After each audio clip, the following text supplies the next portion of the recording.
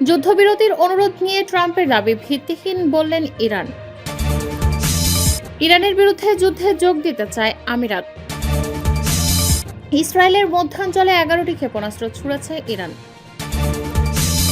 কোনো যুদ্ধবিরতির প্রস্তাব দেওয়া হয়নি বললেন পররাষ্ট্রমন্ত্রী আরাকচি। সর্বশেষ জানাবো, হরমুজ প্রণালীতে অভিযানের জন্য ন্যাটো গঠিত হয়নি বললেন ফরাসি প্রতিরক্ষা মন্ত্রী। শিরোনাম শুনলেন, এবারে বিস্তারিত। যুদ্ধবিরতির অনুরোধ নিয়ে ট্রাম্পের দাবি ভিত্তিহীন বললেন ইরান। যুক্তরাষ্ট্রের প্রেসিডেন্ট ডোনাল্ড ট্রাম্পের পক্ষ থেকে করা যুদ্ধবিরতির অনুরোধ সংক্রান্ত দাবিকে সম্পূর্ণ মিথ্যা ও ভিত্তিহীন বলে প্রত্যাখ্যান করেছে ইরান। ইরানের পররাষ্ট্র মন্ত্রণালয়ের একজন মুখপাত্র দেশটির রাষ্ট্রীয় টেলিভিশনে এই তথ্য জানিয়েছেন। ইরানের সংবাদ সংস্থা IRIB নিউজের এক প্রতিবেদন অনুযায়ী পররাষ্ট্রমন্ত্রী আব্বাস আরাকচি স্পষ্টভাবে জানিয়ে দিয়েছেন যে তার দেশ যুক্তরাষ্ট্রের কাছে যুদ্ধবিরতির কোনো প্রস্তাব পাঠায়নি। বিভিন্ন গণমাধ্যমে ইরানের পক্ষ থেকে 5 দফা যুদ্ধবিরতির প্রস্তাব দেওয়া হয়েছে বলে যে সংবাদ প্রচার করা হচ্ছে সেটিকে তিনি স্রেফ অনুমান বলে উড়িয়ে দিয়েছেন। আব্বাস আরাকচি হুঁশিয়ারি উচ্চারণ করে বলেন, যতক্ষণ না আক্রমণকারী দেশকে শাস্তি দেওয়া হচ্ছে এবং ইরানকে পূর্ণ ক্ষতিপূরণ প্রদান করা হচ্ছে ততক্ষণ পর্যন্ত এই যুদ্ধ চলবে। ইরানের বিরুদ্ধে যুদ্ধে যোগ দিতে চায় আমিরাত।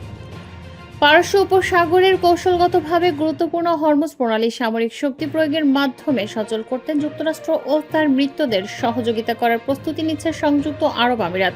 ইরানের ক্রমাগত আক্রমণের মুখে প্রথম কোনো উপসাগরীয় দেশ সরাসরি যুদ্ধাংদেহী অবস্থান নিতে যাচ্ছে। সংশ্লিষ্ট কর্মকর্তাদের উদ্ধৃতি দিয়ে প্রভাবশালী গণমাধ্যম ওয়াল স্ট্রিট জার্নাল এক প্রতিবেদনে এই তথ্য জানিয়েছে। আমিরাত বর্তমানে জাতিসংঘ নিরাপত্তা পরিষদে এমন একটি প্রস্তাব পাশের জন্য জোর লবিং চালাচ্ছে যা এই প্রণালী সচল করতে সামরিক শক্তি ব্যবহারের বৈধতা দেবে।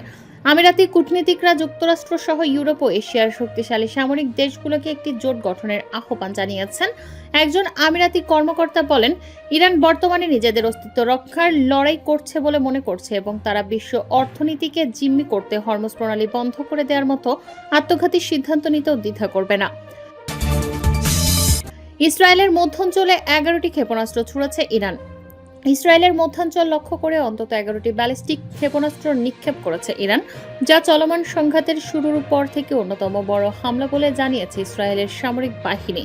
ইসরায়েলের সেনাবাহিনীর তথ্য অনুযায়ী অধিকাংশ ক্ষেপণাস্ত্র আকাশ প্রতিরক্ষা ব্যবস্থার মাধ্যমে প্রতিহত করা হচ্ছে। তবে প্রোটোকল অনুযায়ী কিছু ক্ষেপণাস্ত্রকে জনশূন্য বা খোলা স্থানে আঘাত হানতে দেওয়া হয়। তারা আরও জানায়, 2 ধাপে হামলা চালানো হয়। প্রথম দফায় 10টি এবং পরবর্তী দফায় একটি ক্ষেপণাস্ত্র নিক্ষেপ করা হচ্ছে।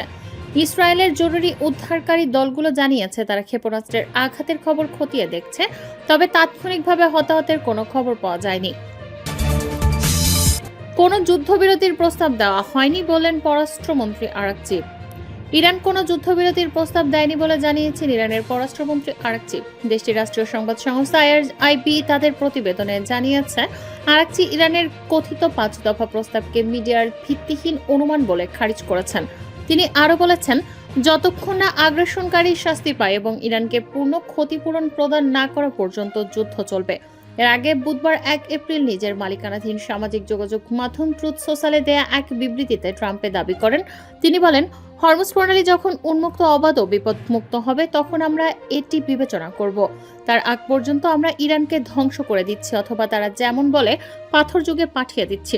ইরানের পররাষ্ট্রমন্ত্রী আব্বাস আরাকচি আল জাজিরাকে বলেছেন, যুক্তরাষ্ট্রের সঙ্গে সম্ভাব্য আলোচনায় আমাদের কোনো আস্থা নেই। ওয়াশিংটন আলোচনা চলছে দাবি করলেও বর্তমানে 2 দেশের মধ্যে কোনো আলোচনা চলছে না। হরমুজ প্রণালীতে অভিযানের জন্য ন্যাটো গঠিত হয়নি বলেন ফরাসি প্রতিরক্ষা মন্ত্রী। ন্যাটো একটি সামরিক জোট যা ইউরো আটলান্টিক অঞ্চলের নিরাপত্তা নিশ্চিত করে। হরমুজ প্রণালীতে আন্তর্জাতিক আইন লঙ্ঘনকারী কোনো অভিযান চালানোর জন্য এটি গঠিত হয়নি বলে মন্তব্য করেছেন ফ্রান্সের কনিষ্ঠ প্রতিরক্ষা মন্ত্রী অ্যালিস রুফো। বুধবার 1 মার্চ প্যারিসে অনুষ্ঠিত ওয়ার অ্যান্ড পিস সম্মেলনে অ্যালিস রুফো এ বক্তব্য দেন। তিনি বলেন, ন্যাটো আসলে কি তা আমি আপনাদের মনে করিয়ে দিতে চাই। এটি এমন একটি সামরিক জোট যা ইউরো আটলান্টিক অঞ্চলের নিরাপত্তার সঙ্গে জড়িত। এটি হরমুজ প্রণালীতে অভিযান পরিচালনার জন্য তৈরি করা হয়নি। সেখানে এমন কিছু করা হবে আন্তর্জাতিক আইনের লঙ্ঘন।